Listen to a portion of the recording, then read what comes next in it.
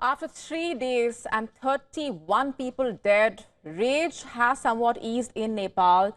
In fact, the calm persisting on the streets of Kathmandu, the country is healing from that violence. The protesters, the army and the president now charting out a plan for an interim leadership. And the army is patrolling the streets of Kathmandu. The curfew has now been extended in major cities, with only brief morning and evening windows for essential movement.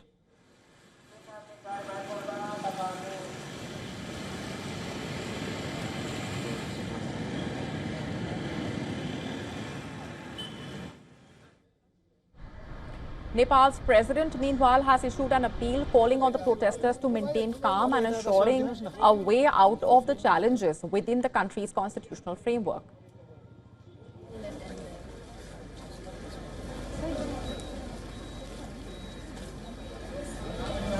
Nepal's army undertaking series of meetings with the GenZ leaders and the country's president.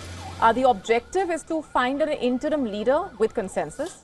But the so-called GenZ movement is a leaderless uprising. The delegation that is holding meetings consisting of different leaders, and after 2 rounds of talks, the consensus on the interim leader's name remains elusive.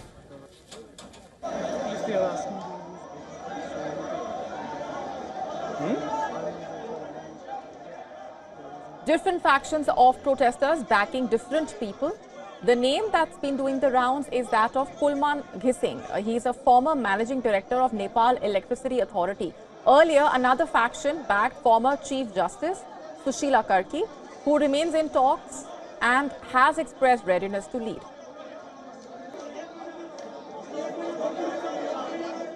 But right now, what I can say for now is we need an interim government for now, for which we have proposed Sushila Karki, because she was the Chief Justice and she has always been fighting for the corruption, against the corruption. That's why right now the first thing is the interim government, the second thing is dissolving the current parliament, and the third thing is maintaining law and order in the country. These are the things, 3 things that we are looking forward for now.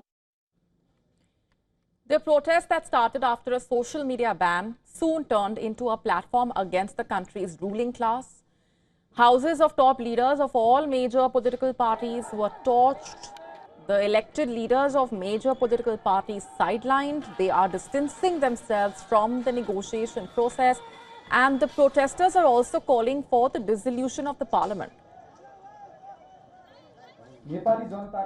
Some of the party members have the misconception that they can infiltrate and create a division. This bloodshed is because of you, old leaders. If people start the bloodshed, then they would not survive. We don't want bloodshed. We want to dissolve the parliament, but not to cancel the constitution.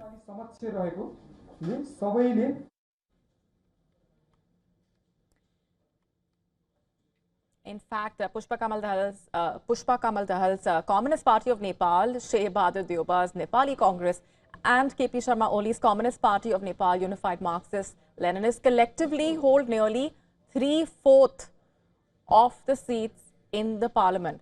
The building that housed it, remember, is in ruins after protesters set it on fire.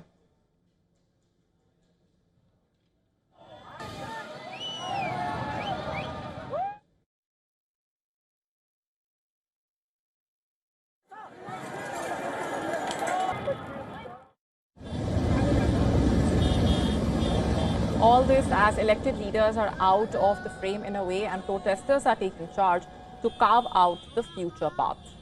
To stay up to speed with the latest news, download the WION app and subscribe to our YouTube channel.